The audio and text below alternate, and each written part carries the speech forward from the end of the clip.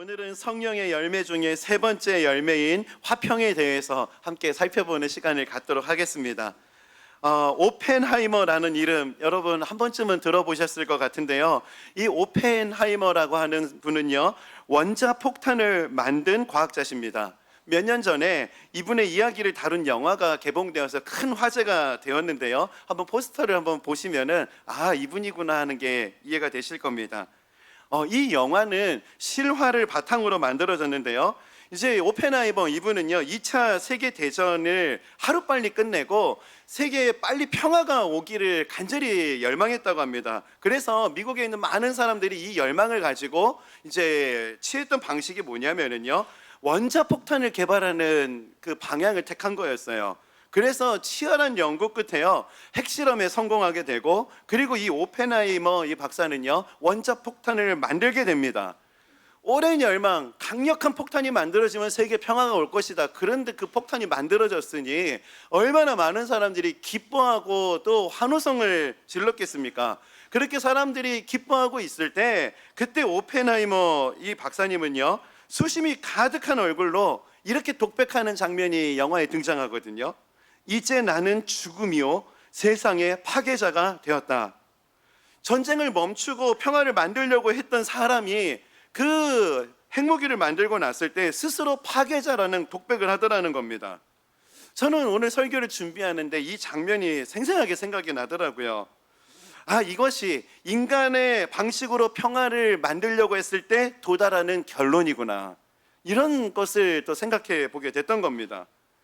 이렇게 원자폭탄을 만든 이후에 이 오펜하이머 이분은요, 이제 미국 의회에 서게 되는데요, 그곳에서 수많은 의원들로부터 질문을 받게 됩니다. 이때 한 젊은 의원이 이렇게 묻습니다. 이 무기의 가공할 파괴력을 막을 수 있는 길이 있겠습니까? 그러자 오펜하이머는 조용히 대답합니다. 단 하나의 길이 있습니다. 그것은 평화입니다. 그러자 다시 의원이 묻습니다. 그렇다면 그 평화를 어디서 얻을 수 있겠습니까? 그러자 오펜하이머가요, 한참을 고민하며 대답을 못하는 거예요. 그러다 고개를 떨구면서 이렇게 말합니다. 잘 모르겠습니다. 평화를 위해서 자신의 일생을 걸었던 사람의 대답입니다. 평화를 만들기 위해서 가장 강력한 무기를 만들었지만 정작 평화는 어디서 오는지를 몰랐다는 거죠. 저는 이 이야기가 정말 많은 생각을 하게 하더라고요. 그리고 이 오펜하이머의 모습이요, 단순히 한 사람의 모습이 아니라 오늘을 살아가는 오늘 우리의 모습이기도 하다, 이런 생각을 해보게 됐습니다. 최근에 한 책을 보다가 알게 된 내용인데요, 2024년을 시작하면서 독일어 협회가 발표한 올해의 단어로 선정된 단어가 있다고 합니다. 한번 좀 보여주시겠어요? 크리젠 모드스. 이 단어의 뜻이 뭐냐, 위기 모드라는 단어가 선정됐더라고요. 한 해를 대표하는 단어로서 위기 모드가 선정되었다. 이게 뭘 말하는 거죠? 우리 모두가 살아가는 일생 자체가 위기라는 거죠. 그리고 이 땅을 살아가는 많은 사람들이 지금 어떤 모드로 살아가냐? 위기 모드로 살아가고 있다는 거예요. 평범한 일상이 위기가 되었고, 평범한 일상을 위기 모드로 많은 사람들이 살아가고 있다는 겁니다. 직장에서 위기 모드가 발동됩니다. 인간관계에서 위기 모드가 작동합니다. 자녀들 진로의 문제 앞에서 위기 모드가 작동하는 거예요. 가정에서 위기 모드가 작동되더라는 거예요. 이처럼 삶의 곳곳에 지금 위기가 깊숙이 들어와 있다는 겁니다. 그렇기 때문에 저는 이 시대에 가장 필요한 것이 있다면은 화평, 즉 이 평화가 우리에게 너무나 필요하다고 믿습니다. 그런데 문제는 이 평화가 많은 사람들이 어디에서부터 오는지를 잘 모르고 있다는 거예요. 그런데 성경은 그 답을 정확하게 우리에게 알려줍니다. 예수님께서 태어나시기 수백 년 전에 이사야 선지자를 통해서 이미 이렇게 선포하세요. 그의 이름은 기묘자라 모사라 전능하신 하나님이라 영존하시는 아버지라 평강의 왕이라 할 것임이라. 평강의 왕, 앞으로 오실 예수님은 평강의 왕이 되신다. 평강은 그분으로부터 흘러나오는 것이다 라는 것을 선언하고 있습니다. 그렇게 성경 말씀대로 이 땅에 오신 예수님을 가리켜서 또 다른 성경에서는 이렇게 말합니다. 그는 우리의 화평이신지라. 사람들이 그토록 열망했지만 찾지 못했던 그 평화, 그 평화의 근원 되시는 예수님께서 우리를 위해 이 땅에 오셨다는 거예요. 그리고 그 주님께서 평화의 근원이 되신다는 것을 성경이 우리에게 가르쳐 주고 있습니다. 그래서 오늘 예배하는 이 시간, 평화의 근원 되신 주님께서 부어주시는 그 놀라운 평강이 오늘 예배하는 우리 모두의 마음 가운데 가득할 수 있게 되기를 간절히 소원합니다. 그래서 오늘 이 시간은요, 이 성령의 열매인 그 화평, 평안, 그리고 평강, 평화라고도 불리는 이 화평에 대해서 한번 살펴보려고 하는데요. 첫 번째입니다. 이 화평에 대해서 우리가 기억해야 될 것 중에 하나는 세상이 주는 평화와 하나님이 주시는 평화는 다르다는 거예요. 이 평강의 왕 되신 예수님께서 십자가에 달려 죽으시기 전날 밤에 제자들에게 유언처럼 남기셨던 말씀이 있습니다. 이 말씀이 오늘 우리가 읽었던 본문인데요, 요한복음 14장 27절 말씀 함께 한번 읽어보겠습니다. 시작.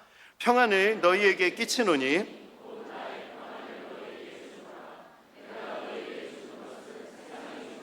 같이 아니하니라. 너희는 마음에 근심하지도 말고 두려워하지도 말라. 예, 여기서 다른 색깔로 강조한 포인트를 좀 보시면 좋겠는데요, 내가 너희에게 주는 것은 세상이 주는 것과 같지 아니하리라. 이게 뭘 의미하죠? 평화라고 해서 다 같은 게 아니라는 겁니다. 예수님께서 주시는 평화가 있고 세상이 주는 평화가 있다라는 거예요. 평화라는 용어는 같지만 완전히 다르다는 것을 예수님께서 가르쳐 주시는 거죠. 이 부분에 대해서 이찬수 목사님의 책 중에서 삶으로 증명하라 해서 이런 표현을 제가 봤습니다. 철학적으로 평화는 둘로 나뉘어진다는 거예요. 하나는 팍스 로마나의 평화고 또 다른 하나는 히브리식의 평화라고 기록되어 있더라고요.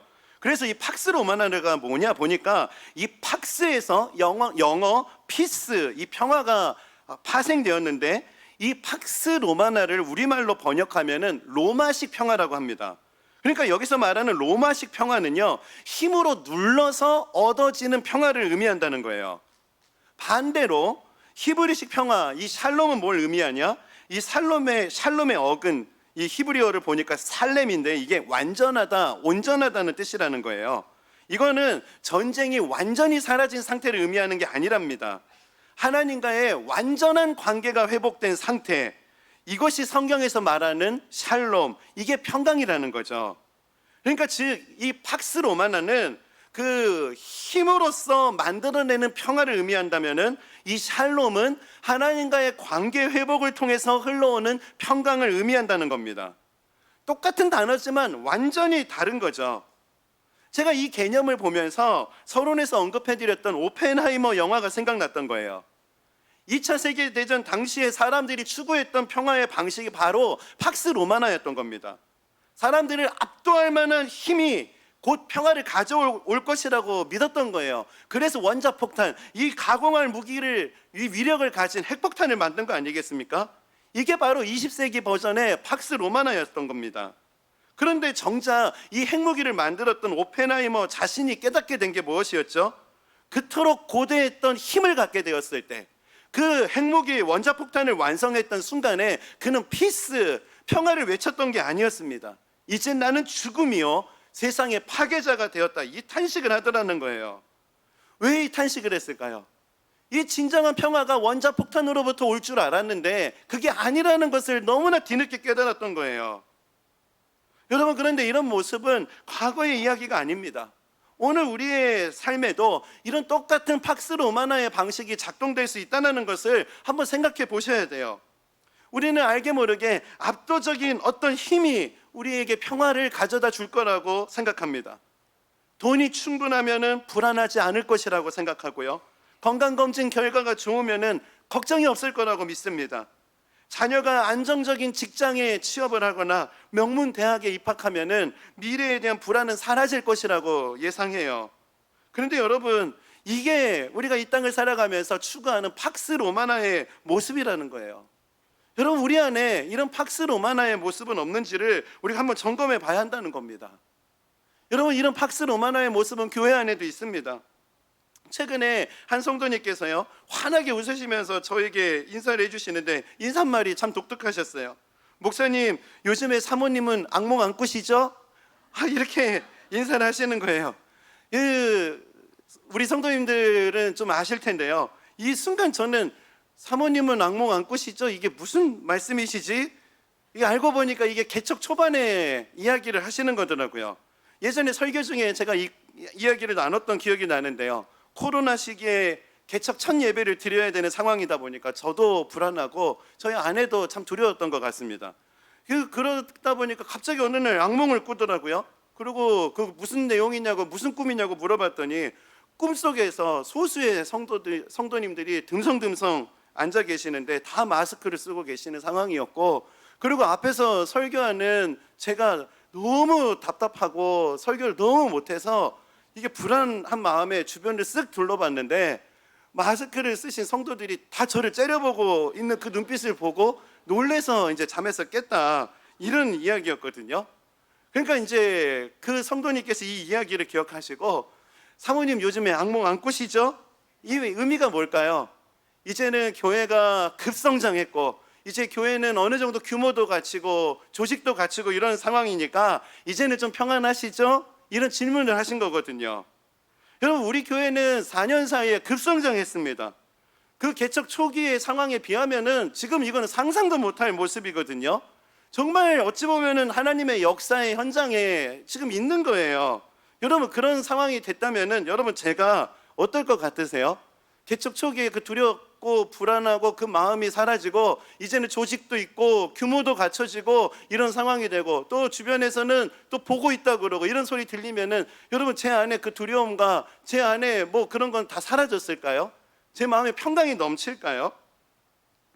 지금은 이제 완전히 제가 회복되어서 이걸 나눌 수 있는데요. 사실 몇 개월 전까지만 해도요, 제가 이게 불면증에 잠을 이루기가 힘들었습니다. 이 교회가 성장하고 이 규모가 갖춰진다는 거, 규모가 이렇게 사이즈가 커진다는 거는 이게 참 감사한 일이기도 하지만 희한하게 이렇게 성도들이 늘어날수록 제 안에 성도님들을 잘 섬기지 못한다는 자책감의 무게가 갈수록 더해갔어요. 그리고 또 이곳저곳에서 성도님들의 기도 제목을 받으면은 자꾸 이 기도하는 가운데 성도님들이 아프다는 이 상황이 제가 기도하지 않아서 생긴 결과처럼 자꾸 정죄감으로 이게 쌓이는 겁니다. 또 어떤 가정에 어려움이 생겼다고 하면은 다 담임 목사 책임 같고, 갈수록 이 성도님들이 늘어갈수록 이 책임감의 자책의 무게, 또 때로는 이 정죄감의 무게가 갈수록 더해가더라고요. 그리고 교회가 갑작스럽게 급성장하다 보니까요, 여러분, 우리 교회 이곳저곳에 부족한 부분들이 정말 많습니다. 교회 이게 부족합니다. 교회 저게 문제입니다. 막 이런 이야기들이 이메일로 또 메일로 전화로 이렇게 전해질 때마다요, 이게 막 심장이 두근두근 거리고 긴장될 때가 정말 많았어요. 그래서 어느 날은 뭐 자다가 벌떡 일어나가지고 컴퓨터 앞에 앉아가지고 또 답장 보내고 있고, 또 어느 날은 자다가 벌떡 일어나서 아까 카톡 답장 못 드린 성도님이 이제 답장도 안 보내냐? 막 이럴까봐 놀래서 새벽에 또 일어나서 답장 보내고 막 이런 삶을 옆에서 보는데, 저희 아내가 볼 때는 그게 정말 불안해 보였나 봐요. 몇 달 전에 저한테 그런 얘기를 하더라고요. 정신과 상담을 한번 받아보면 어떠겠냐고. 그 정도로 제가 참 아내가 보기에는 불안해 보였던 것 같습니다. 그런데 지금 제가 이런 얘기를 오픈하는 거는요, 지금 이 과정의 터널을 저는 이제 다 극복했어요. 회복됐습니다. 그런데 제가 이 이야기를 솔직하게 여러분들에게 나누는 게 이유가 있어요. 여러분, 그 4년 만에 수적으로 급성장하고 교회가 규모가 어느 정도 사이즈가 커졌다고 해서 여러분 평화가 찾아오는 게 아니라는 말씀을 드리고 싶은 겁니다. 내가 좀 더 열심히 하고 부족한 부분이 있으면 몸으로 때우면은 평화가 올 것이라고 생각했는데요, 여러분, 이런 모습 자체가 다 팍스 로마나의 모습이라는 거예요. 제가 이런 과정을 지나면서 깨닫게 된 게 있습니다. 내가 멈출 때 하나님께서 일하신다는 거예요. 내가 평화를 만들려고 할수록 하나님이 주시는 평화는 멀어진다는 겁니다. 여러분, 그렇다면 우리는 어떻게 해야 될까요? 성경은 이 부분에 대해서 선명한 답을 우리에게 주십니다. 빌립보서 4장 6절입니다. 아무것도 염려하지 말고 다만 모든 일에 기도와 간구로 너희 구할 것을 감사함으로 하나님께 아뢰라. 여러분, 이 말씀은 사도 바울이 감옥에서 쓴 편지거든요. 지금 너무나 억울하게 붙잡혀 있고 쇠사슬에 묶여 있는 상황에서 언제 풀려날지, 언제 죽을지 모르는 상황에서의 고백입니다. 그런데 그런 상황에서도 사도 바울에게 평강이 있다는 거거든요. 어떻게 이 고백이 가능했을까? 보면 오늘 이 본문에 보면은요, 그 두 가지 대조적인 표현이 등장하잖아요. 하나는 아무것도 nothing, 아무것도 염려하지 말고, 또 다른 하나는 everything, 모든 일에 기도와 간구를 하라는 겁니다. 아무것도 nothing, 모든 일에 everything, 이거를 사도 바울이 의도적으로 지금 대조하고 있어요. 강조하고 싶은 메시지가 있다는 거죠. 뭘 강조하고 싶었던 걸까요? 염려가 생겼다면은 그 모든 것은 기도로 바꾸라는 것을 강조하고 있는 겁니다. 왜 그런가? 염려는 내가 어떤 문제를 해결하려는 시도를 의미하기 때문이에요. 내가 좀 강해지면은, 내가 좀 더 많이 갖추어지고, 내가 좀 더 주도적으로 뭘 통제할 수 있게 되면은 그 모든 시도, 여러분 이게 바로 팍스 로마나의 방식이라는 거죠. 그런데 기도는 다릅니다. 내가 쥐고 있는 것을 하나님 앞에 맡겨드리는 거예요. 내가 열심히 해보려고 하는 이 주도권을 내려놓는 거, 여러분 이게 기도입니다. 사도 바울은 이 모든 염려를 다 기도로 바꿨다는 거죠. 염려를 아무리 해봤자, 팍스 로마나의 방식으로 아무리 노력해봤자 이 평강이 주어지지 않는다는 것을 그가 알았기 때문이에요. 이 깨달음을 가지고 모든 염려를 내려놓고 주님 앞에 기도로 나아갔더니 어떤 일이 일어났는가? 이어서 빌립보서 4장 7절입니다. 우리 이 말씀 다 함께 읽어보겠습니다. 시작. 그리하면 모든 지각에 뛰어난 하나님의 평강이 생각을 지키시리라. 예, 하나님의 샬롬, 에이레네, 이 평강이 우리를 지켜주신다는 거예요. 이 지키신다는 말은 군사 용어거든요. 적으로부터 성을 지키듯이 하나님의 평강이 우리를 수비해 준다는 거예요. 여러분 이게 오늘날 어떻게 좀 쉽게 설명을 드릴 수 있을까 생각을 하다가 문득 한 장면이 떠올랐는데요. 예전에 프로야구 경기를 보면은요, 그 당시에 최강 마무리 투수라고 불렸던 오승환 선수가 그 긴박했던 그 상황에서 막 이제 등판을 하는 겁니다. 그렇게 되면은 삼성 팬들이 뭐 이런 표현을 하더라고요. 끝났네 경기. 여러분 이게 뭘 말하는 거죠? 이겼다. 그리고 또 긴박했던 순간에서 그 상대팀은 오승환 선수가 등장하면은 뭐라 그러냐면 끝났다, 또 똑같은 얘기를 합니다. 이건 무슨 말인가? 졌다. 그만큼 그 마무리 투수로서 실력이 있는 사람이 그 자리에 서서 그 팀을 지켜준 거에 안정감을 누릴 수 있다는 것을 말하는 거죠. 하나님이 우리를 지키신다는 게 이와 같다는 거예요. 우리가 기도로 주님 앞에 모든 염려를 맡겨드리며 나아갈 때 하나님께서 등판하신다는 거예요. 우리 인생에 등판하셔서 친히 개입하셔서 우리의 삶을 주관하기 시작하실 때 진정한 평강을 우리가 맛보게 될 수 있다는 겁니다. 지금 사도 바울이 감옥에서 누리고 있는 평강이 바로 이런 평강이라는 거죠. 이런 평강을 누리고 있으니까 오히려 감옥에 있는 사람이 감옥 밖에 있는 사람들을 향해서 이렇게 선포합니다. 주 안에서 항상 기뻐하라. 내가 다시 말하노니 기뻐하라. 지금 감옥에서 빼앗길 수 없는 기쁨, 쇠사슬로도 묶을 수 없는 평강, 지금 그게 내 안에 있다는 것을 고백하는 거잖아요.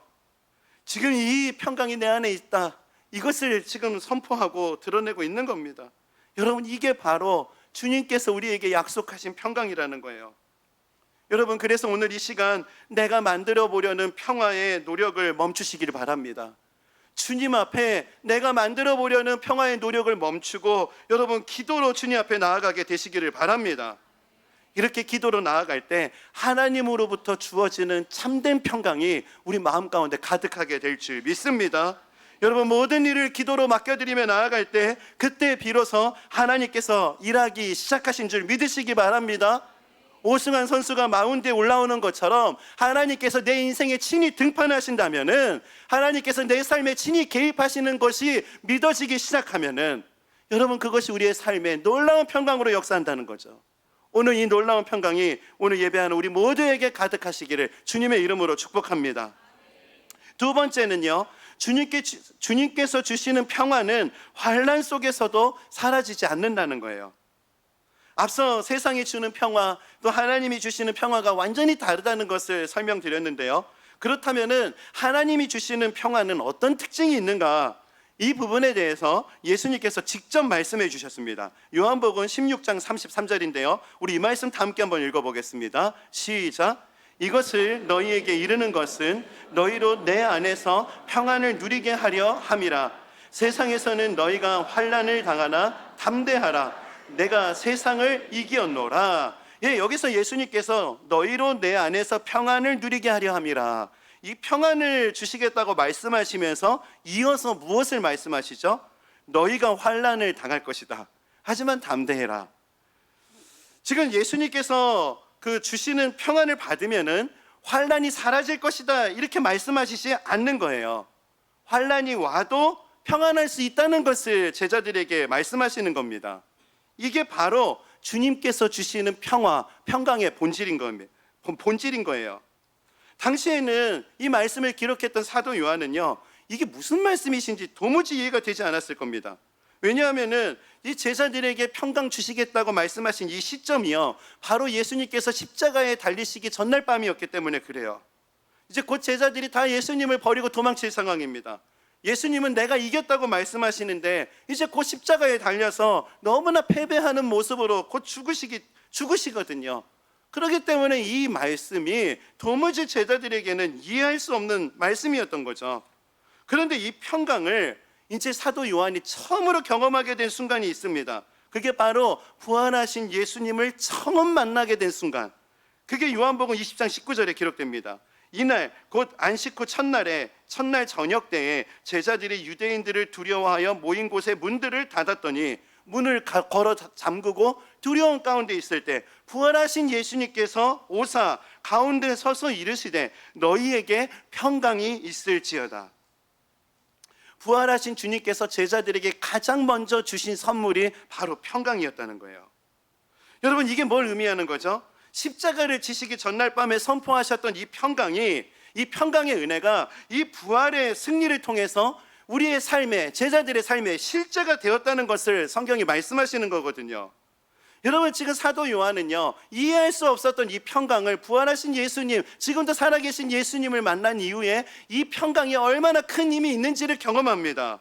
그래서 사도 요한은 이렇게 선언하죠. 요한일서 5장 4절인데요, 우리 이 말씀도 다 함께 한번 선포해 보겠습니다. 시작. 무릇 하나님께로부터 난 자마다 세상을 이기느니라. 세상을 이기는 승리는 이것이니 우리의 믿음이니라. 아멘. 이 주님께서 약속하신 환난을 이겨낸 평강이 있었기 때문에 이런 담대한 선포를 할 수 있었던 거예요. 눈으로 보여지는 환경과 상황은 그 십자가에서 죽을 수밖에 없는 상황이지만 내가 이기었노라, 이 의미가 무엇인지를 알았던 거죠. 환난 속에서도 빼앗길 수 없는 이 평강을 소유했기에 무릇 하나님께로부터 난 자마다 세상을 이기느니라.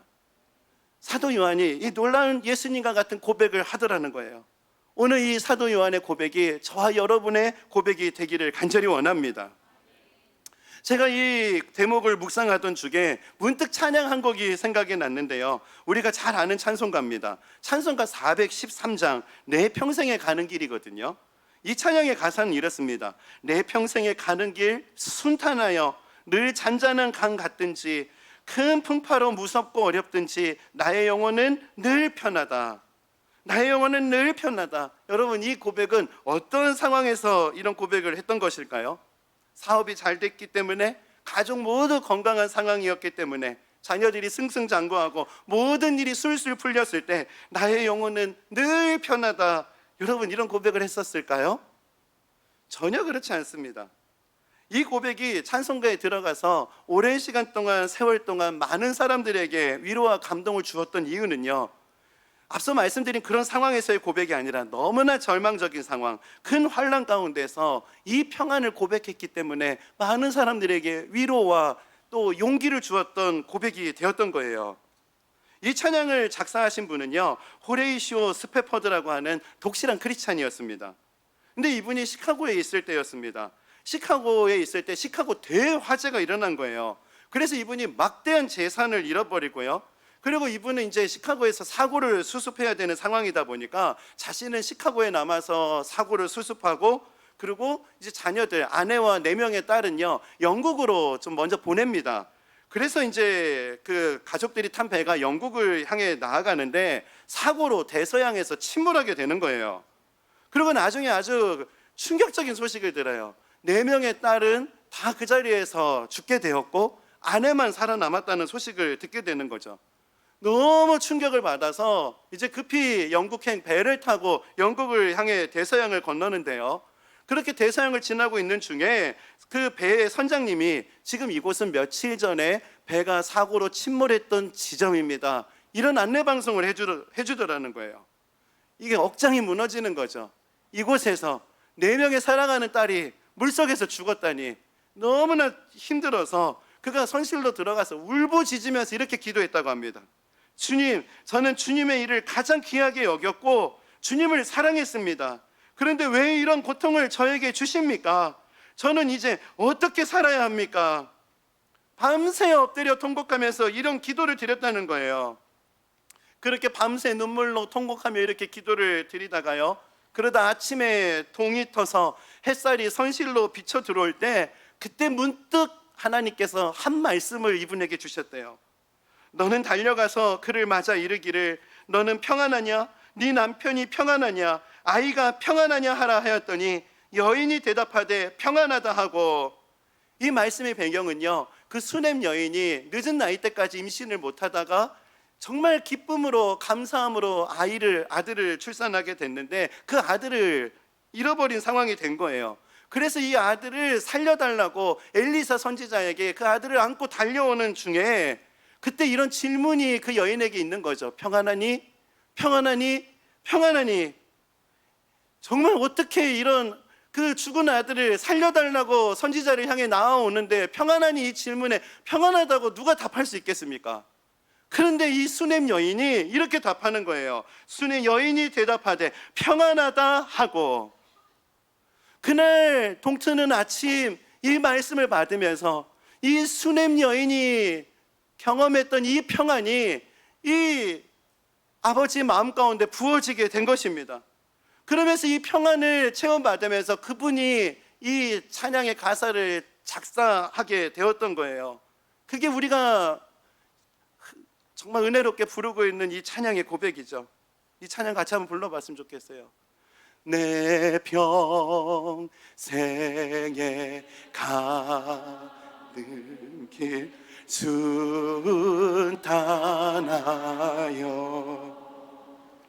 늘 잔잔한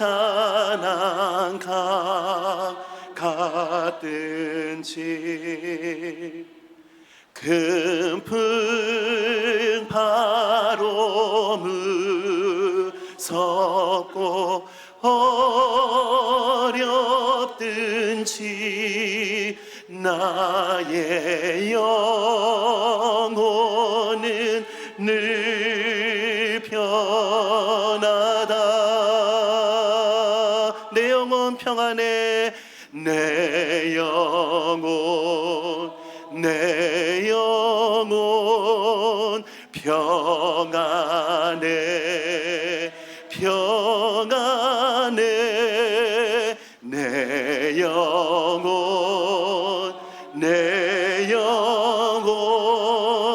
평안해. 여러분, 과거에 한 사람이 절망 가운데 극심한 아픔 가운데 있을 때 하나님으로부터 이 평안을 부음받고 이 은혜를 노래할 수 있었다면은 살아계신 하나님은 지금도 우리의 마음 가운데 이 평안을 선물로 주시는 줄 믿습니다. 우리 예배 가운데 사실은 이 하나님이 주시는 이 평강의 선물이 곳곳에 흘러가고 있다는 것을 보게 돼요. 지난주 세례 받으신 성도님의 간증을 시간 관계상 다 인용해 드릴 수는 없었는데요, 지난주 제가 설교 중에 언급해드렸던 그 성도님은, 지난주 세례 받으신 그 어르신은요, 현재 간암으로 투병 중이십니다. 지금 아내를 먼저 떠내보내고 지금 자신은 매일의 삶이 간암으로 암 투병 중에 힘든 상황이신데, 이분이 이런 고백을 하셨잖아요. 설교 말씀을 들을 때 눈물 콧물이 쏟아졌습니다. 이제는 예배를 드리는 주일이 손꼽아 기다려지고 교회 가는 것이 나의 기쁨이 되었습니다. 간암 투병 중에도 이 예배를 기다린다는 이 고백을 하신다는 게 뭘 의미하는 걸까요? 환난이 없어졌기 때문에 눈물 콧물이 쏟아진 것이 아니라는 거죠. 환난 가운데에서도 주님께서 주시는 참된 평화, 참된 평강을 이분이 경험하시다는 것을 고백하고 계시는 거예요. 여러분, 이 평강이 십자가의 은혜입니다. 이 십자가의 은혜, 오늘 저와 여러분이 간절히 구해야 되고 경험해야 되는 은혜예요. 이사야 53장 5절에 이런 말씀이 있습니다. 그가 찔림은 우리의 허물 때문이요 그가 상함은 우리의 죄악 때문이라. 그가 징계를 받음으로 우리는 평화를 누리고. 그가 찔리고 그가 상하고 그가 징계를 받은 거, 여러분 그게 다 십자가잖아요. 이 십자가의 죽으심을 통해서 이 십자가의 은혜를 경험한 자들이 가장 먼저 받을 수 있는 은혜가 뭐냐? 그게 바로 평화라는 거예요. 오늘 예배하는 저와 여러분, 우리 모두에게 이 십자가의 은혜, 이 평강이 우리 마음 가운데 가득 넘쳐 흘러갈 수 있기를 간절히 소원합니다. 말씀을 정리하겠습니다. 여러분, 이 시대를 살아가는 우리에게 가장 필요한 것이 있다면 그게 바로 평강입니다. 그런데 이 평강은요, 조건이 갖춰져야지만 오는 게 아니에요. 더 많이 가져야지만 주어지는 것도 아닙니다. 환경이 바뀌어야지만 오는 것도 아니고요. 여러분, 이 평강은 십자가를 통해 주어진 은혜의 선물이에요. 오늘 예배하는 저와 여러분이 이 놀라운 은혜의 선물을 경험하게 되시기를 바랍니다. 그리고 성경은 오래전부터 이 놀라운 은혜를 예수 믿는 자들을 향해 약속하십니다. 여호와는 그의 얼굴을 내게 비추사 은혜 베푸시기를 원하며 여호와는 그 얼굴을 내게로 향하여 드사 평강 주시기를 원하노라. 십자가의 은혜를 통해서 하나님과의 관계가 회복되면은 평강은 저절로 따라오는 선물이라는 거예요. 여러분, 오늘 예배 시간에 성찬식을 갖습니다. 여러분, 이 시간이 형식적인 예식이 아니라 십자가를 통과하는 자들에게 주어지는 그 평강을 체험받는 성찬 예식이 되기를 간절히 소원합니다. 이 시간 제가 성찬 예식을 위해서 잠깐 기도하겠습니다. 하나님 아버지, 정말 내 힘으로 만들어 보려고 했던 그 평화의 끝은 절망과 탄식으로 끝났다는 것을 오펜하이머라고 하는 한 사람의 고백을 통해서 돌아보게 되었습니다. 하나님 아버지, 내 힘으로 만들어 보려는 그 평화의 시도를 내려놓고 하나님께서 부어주시는 은혜 앞에 서기로 결단합니다.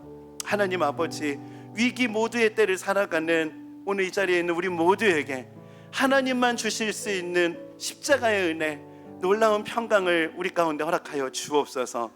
그 은혜로 함께하여 주실 주님께 이 성찬 예식의 모든 순서를 의탁드리며 예수님 이름으로 기도드립니다. 아멘. 이 시간 분병을 하려고 합니다. 고린도전서 11장 23절에서 24절 말씀, 내가 너희에게 전한 것은 주께 받은 것이니 곧 주 예수께서 잡히시던 밤에 떡을 가지사 축사하시고 떼어 이르시되 이것은 너희를 위하는 내 몸이니 이것을 행하여 나를 기념하라 하시고, 이 시간 십자가에서 찢기신 주님의 살을 상징하는 분병을 하려고 합니다. 여러분, 이 분병은 세례 받으신 분, 입교 받으신 분들이 참여하실 수 있고요, 또 세례 받지 않으신 분들, 입교 받지 않으신 분들도 십자가의 은혜를 묵상하면서 동일한 은혜 안에 거하시기를 바랍니다. 여러분, 이 떡을 바로 받으면 드시지 마시고요, 십자가의 사랑을 잠잠히 묵상하다가 공동체적으로 함께 먹도록 하겠습니다. 분병할 때 김대현 우리 형제님의 찬양 연주를 들으시면서 묵상하면서 분병에 참여하시겠습니다.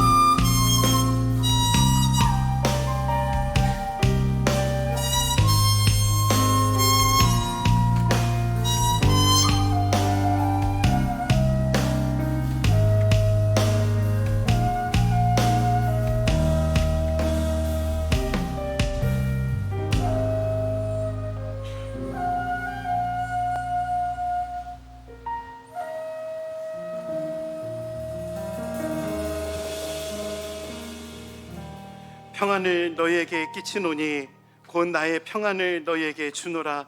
내가 너희에게 주는 것은 세상에 주는 것과 같지 아니하니라. 너희는 마음에 근심하지도 말고 두려워하지도 말라. 하나님 아버지, 우리를 위해서 찢기신 주님의 살을 상징하는 이 분병을 손에 들고 십자가의 은혜, 평강의 은혜를 구합니다. 두려운 마음, 절망의 마음, 또 불안한 마음으로 이 자리에 있는 한 영혼 한 영혼들의 마음을 아시는 하나님, 오늘 이 시간 그 마음 가운데 주님만 주실 수 있는 평강의 은혜로 충만하게 하여 주옵소서. 우리의 모든 근심과 두려움이 떠나가고 하나님의 샬롬, 진정한 평강이 우리 안에 강물처럼 넘쳐 흘러가는 역사가 나타나게 하여 주옵소서. 그런 은혜를 함께 하실 주님께 모든 것을 의탁드리며 예수님 이름으로 기도드립니다. 아멘. 이 시간 주님께서 십자가에서 찢기신 것처럼 이 떡을 반으로 찢어서 함께 먹도록 하겠습니다. 식후에 또한 그와 같이 잔을 가지시고 이르시되 이 잔은 내 피로 세운 새 언약이니 이것을 행하여 마실 때마다 나를 기념하라 하셨으니 너희가 이 떡을 먹으며 이 잔을 마실 때마다 주의 죽으심을 그가 오실 때까지 전하는 것이니라. 이 시간 동일하게 잔을 받으시면은 바로 드시지 마시고 우리 공동체적으로 함께 이 잔을 마시도록 하겠습니다. 우리 주님의 십자가의 은혜를 생각하면서 우리 조금 전에 우리가 설교 중에 고백했던 찬양입니다. 찬송가 413장 함께 찬양하며 우리 분잔하도록 하겠습니다.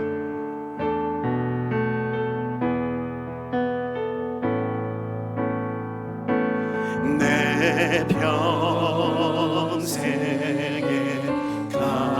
가는 길 순탄하여 늘 잔잔한 강 같든지 깊은 바로 무섭고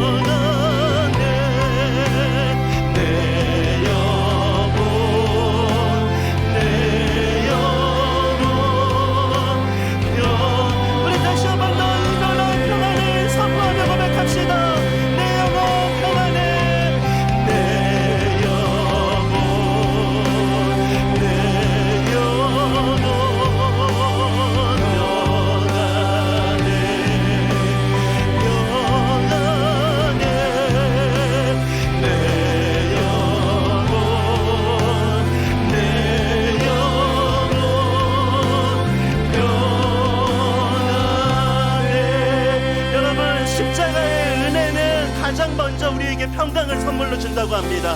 여러분, 우리는 위기 모드로 평범한 일상을 살아가는 시대를 살아가고 있어요. 여러분, 우리 삶 곳곳이 위기입니다. 그러하기에 우리에게 필요한 것은 평강이에요. 하나님 아버지, 이 십자가의 보혈을 상징하는 이 잔을 손에 들고 하나님 십자가의 은혜의 평강을 구합니다. 위기의 모두로 살아갈 수밖에 없는 현실 속에서 하나님만 주실 수 있는 참된 평강, 이 샬롬을 오늘 우리의 심령 가운데 허락하여 주옵소서. 이 은혜를 구하며 우리 합심해서 함께 기도하며 나아갑시다. 다 함께 기도하시겠습니다. 하나님 아버지, 주님의 은혜를 구하며 나아갑니다. 위기 모두로 살아갈 수밖에 없는 평범한 일상 속에서 하나님, 저희들에게 필요한 것은 평강입니다. 오늘 예배하는 모든 영혼들이 하나님이 부어주시는 이 참된 샬롬, 이 참된 평강을 경험하게 하여 주옵소서. 그러나 마음은 떠나가도 하나님의 샬롬과 하나님의 평안과 하나님의 이 은혜가 가득 채워지게 하여 주옵소서. 하나님 아버지, 어떤 상황에 있어도 아버지를 흔들리지 않을 수 있는 환난 가운데 있어도 빼앗기지 않을 수 있는 이 평강, 아버지 하나님, 오늘 예배하는 모든 영혼들마다 이 평안을 경험하게 하여 주옵소서. 육신의 연약함으로 고통하는 영혼들마다, 정신적인 어려움으로 불안해하는 영혼들마다, 절망 가운데 있는 영혼들마다 하나님 아버지, 오늘 이 십자가의 은혜, 이 참된 평안을 아버지 체험하고 이 평안으로 그 자리에서 벌떡 일어나는 사건이 일어나게 하여 주옵소서. 그런 은혜를 역사해 주실 주님을 찬양합니다. 주님을 의지합니다. 그가 찔림은 우리의 허물 때문이요, 그가 상함은 우리의 죄악 때문이라. 그가 징계를 받음으로 우리는 평화를 누리고 그가 채찍에 맞음으로 우리는 나음을 받았도다. 하나님 아버지, 이 성찬 예식이 그냥 의례적으로 진행되는 의식이 아니라 이 십자가의 능력과 은혜를 경험하는 사건이 되게 하여 주옵소서. 두려운 마음으로 살아가는 영혼들, 위기 모드로 평범한 일상을 살아갈 수밖에 없는 영혼들을 향해 하나님 평강을 허락하여 주옵소서.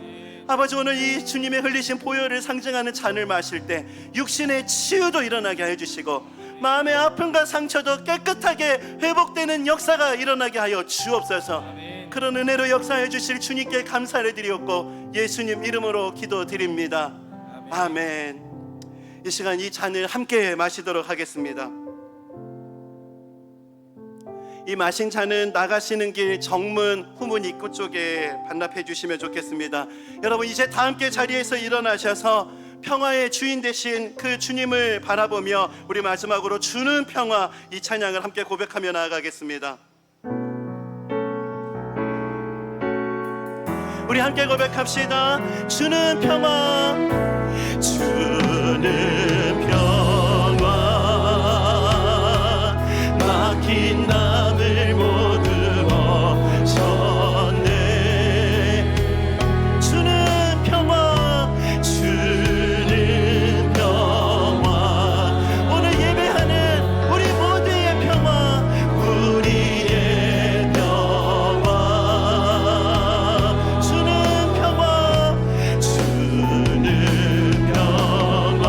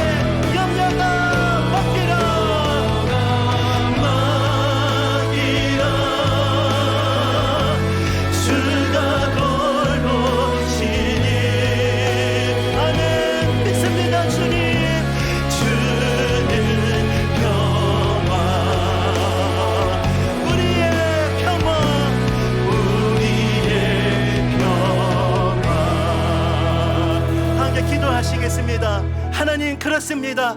하나님이 평화의 왕이십니다. 주님이 평화이십니다. 하나님 아버지, 내가 만들어 보려는 그 평화의 그 노력 때문에 우리가 참 지치고 또 허무함에 빠졌던 것은 아닌지를 돌아보게 됩니다. 하나님, 팍스 로마나의 길에서 돌이켜 샬롬 그 은혜의 길에 설 수 있는 오늘 예배가 되게 하여 주옵소서.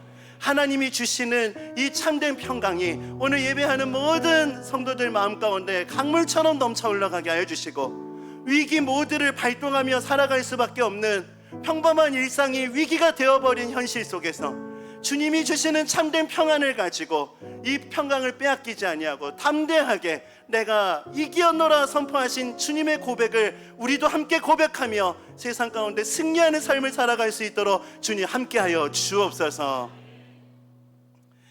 우리 주 예수 그리스도의 은혜와 하나님 아버지의 다함없는 사랑하심과 성령 하나님의 감동 감화 위로 교통하심의 역사하심이 오늘 주신 말씀을 마음에 받고 위기 모드로 살아갈 수밖에 없는 현실 속에서도 주님의 평강을 누리며 믿음으로 살아가기로 다짐하며 예배하는 모든 주의 자녀들 머리 위에 지금부터 영원까지 항상 함께 하시기를 간절히 축원하옵나이다. 아멘.